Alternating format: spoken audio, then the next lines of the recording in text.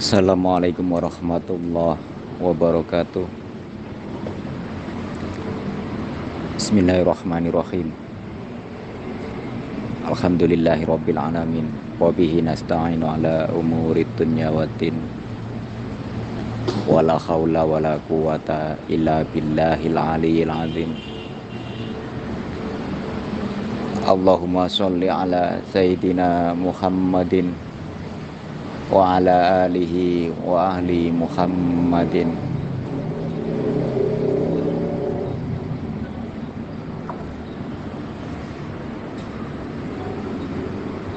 Dalam kesempatan bermuhasabah berjamaah tadi malam di majelis Ar-Raudhah 12, saya sampaikan kepada jamaah yang hadir mengenai beberapa bab kajian, di antaranya mengenai ibadah dan berdoa, mengenai ziarah kubur, kesulitan dan kemudahan dalam kehidupan, juga mengenai kabulnya doa. Penjelasan pertama yang saya sampaikan adalah mengenai ibadah dan berdoa. Perlu ditekankan di sini bahwa ibadah apapun, wujud dan tata caranya harus dilakukan dalam rangka pengabdian seorang hamba kepada Robnya, yaitu Allah Subhanahu wa ta'ala.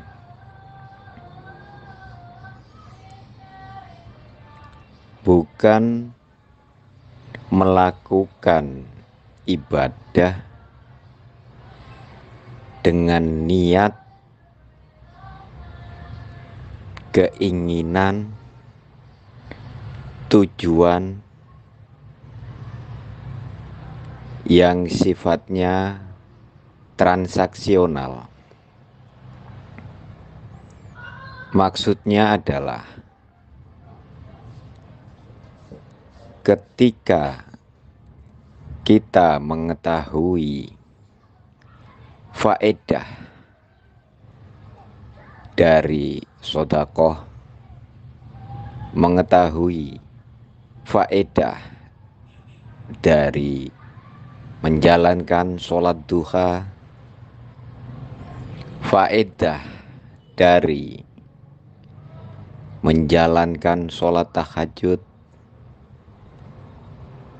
lalu kemudian kita melakukan sedekah, melakukan sholat duha, melakukan sholat tahajud, niatnya karena ingin meraih faedah-faedah dari ibadah yang kita jalankan.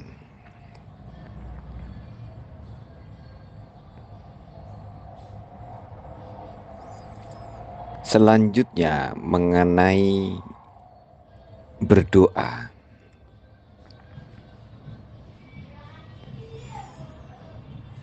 Berdoa merupakan perintah Allah Subhanahu wa ta'ala kepada hambanya berdoa memohon pertolongannya, memohon diwujudkan apa yang menjadi keinginannya, apa yang menjadi hajat-hajatnya. Jadi berdoa kepada Allah Subhanahu wa ta'ala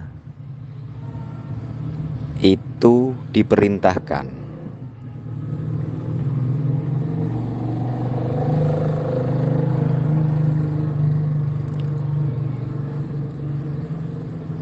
Berdoa merupakan suatu hubungan khusus antara ketidakberdayaan seorang manusia kepada Allah Subhanahu wa ta'ala.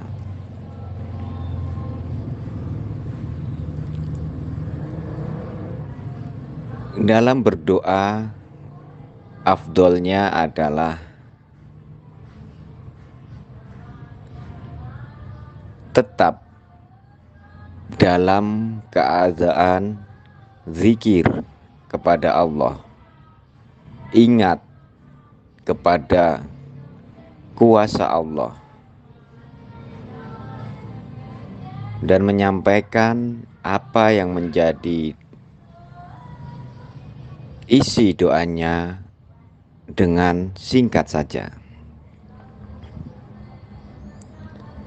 Hubungan antara ibadah-ibadah seperti sholat, zakat, puasa, sedekah, dan lain-lain dengan berdoa, jangan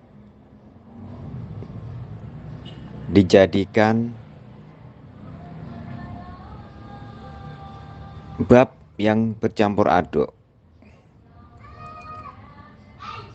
Bil makna ketika melakukan sholat,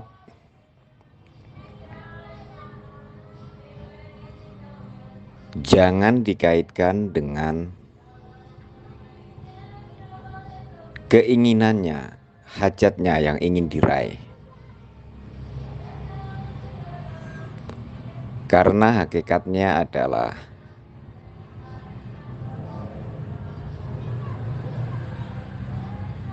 wujud penghambaan seorang manusia kepada Allah adalah melakukan apa yang diperintahnya semata-mata karenanya, semata-mata karena Allah Subhanahu wa ta'ala.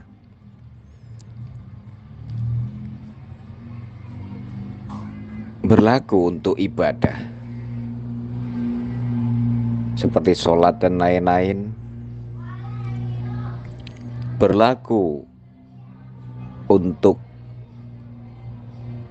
ketika menghindari kemaksiatan, menghindari kebatilan, juga karena Allah. Berdoa pun dengan niat menjalankan perintah Allah Subhanahu wa ta'ala.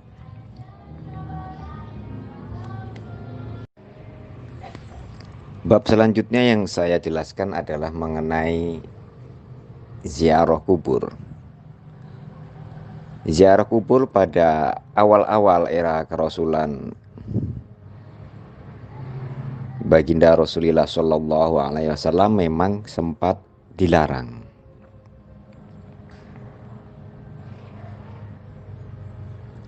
Akan tetapi kemudian diperbolehkan. Jadi dasar hukum ziarah kubur adalah sunnah.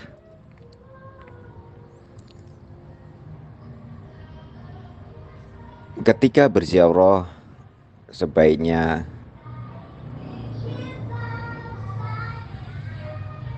menggunakan pakaian yang sopan, yang rapi,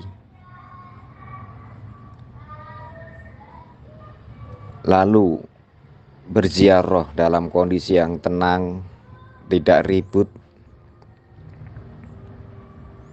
kemudian mendoakan ahli kubur, khususnya yang diziarahi, umumnya ahli kubur muslim mukmin yang ada di area pemakaman itu. Jadi poinnya adalah mendoakan ahli kuburnya.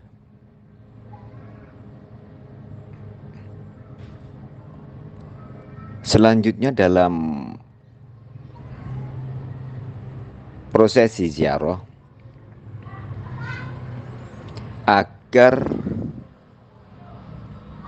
mengingat bahwa kita semua nantinya akan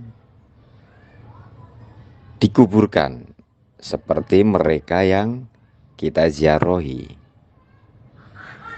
bahwa dunia ini adalah sementara,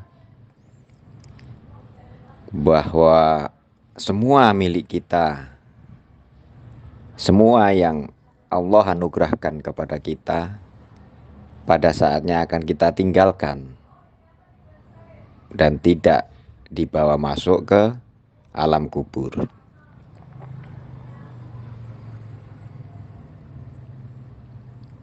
Jika yang kita ziarahi adalah seorang tokoh agama, tokoh yang berjasa atas syiar Islam,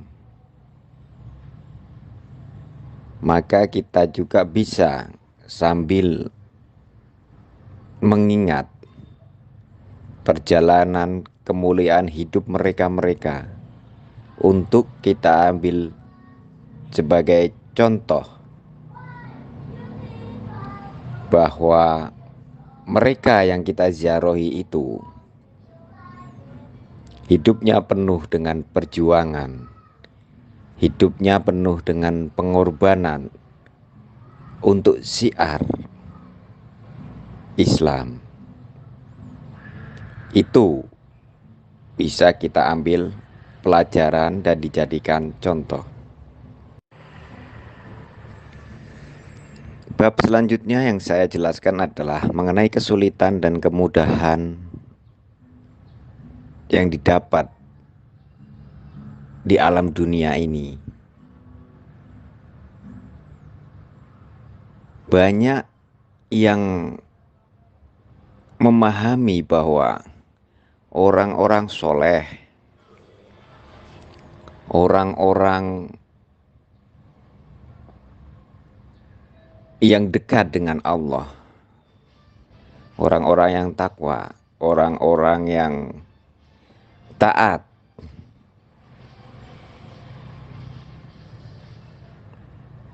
mengalami kehidupan di dunia yang selalu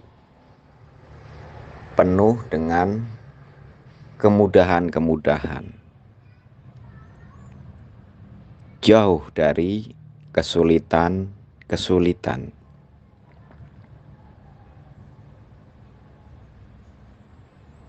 Posisi utama seseorang yang takwa kepada Allah adalah memiliki iman yang kuat, iman yang terang, hati yang bersih, hati yang selamat. Efeknya adalah mereka mengalami ketenangan dalam hidup, mengalami kedamaian dalam hidup karena dekatnya mereka dengan Allah Subhanahu wa Ta'ala. Bersihnya hati mereka dari perangai-perangai jelek seperti iri, dengki, hasut, sombong, dan lain-lain. Sehingga ketika hati memiliki kebersihan, hati yang terang, maka akan memberikan efek kenyamanan, kedamaian, ketenangan ketidaktakutan, jauh dari was-was dalam menjalani kehidupan ini. Soal kesulitan, semua akan mengalami pasang surut antara kemudahan, kesulitan, dan itu berlaku bagi siapapun.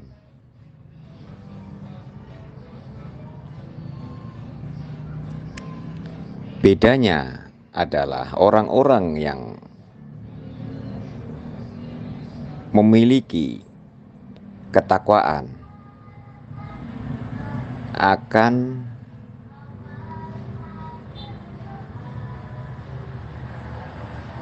memiliki kondisi hati yang stabil karena selalu tersambung, pikirannya selalu memahami bahwa hakikat segala sesuatu yang diterimanya semua adalah kehendak Allah Subhanahu wa ta'ala yang mesti harus direspon dengan sebaik-baiknya.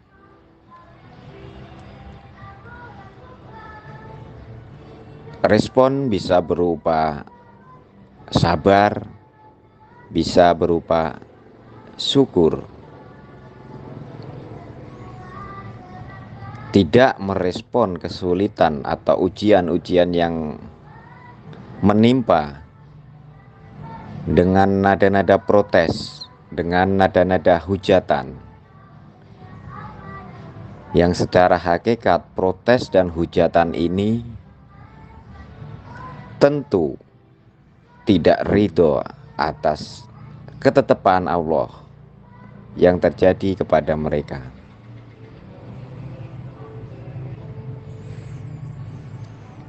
Bab terakhir yang saya jelaskan adalah mengenai kabulnya doa.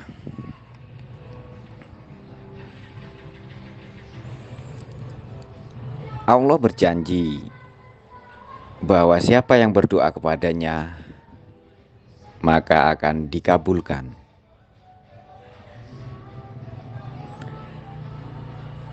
Banyak yang salah memahami bahwa kabulnya doa adalah seketika.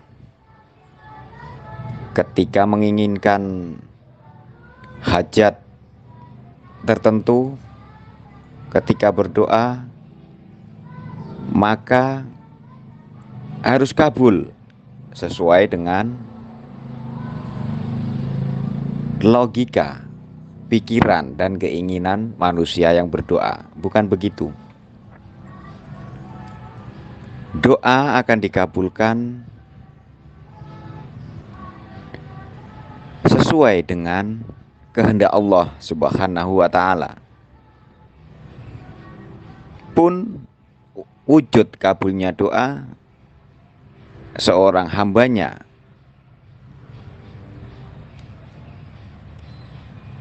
bisa jadi tidak seperti apa yang ada di angan-angan sang pendoa.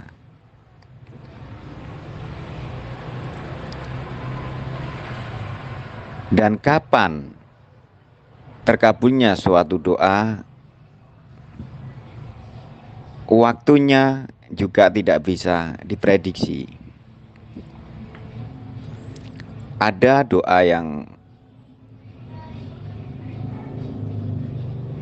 dikabulkan dalam waktu cepat, ada yang bahkan bertahun-tahun kemudian baru dikabulkan. Intinya adalah berdoalah dalam rangka menjalankan perintah Allah Subhanahu wa ta'ala, dalam rangka memohon pertolongan Allah Subhanahu wa ta'ala, dan semata-mata berdoa hanya kepada Allah Subhanahu wa ta'ala, bukan kepada yang lain.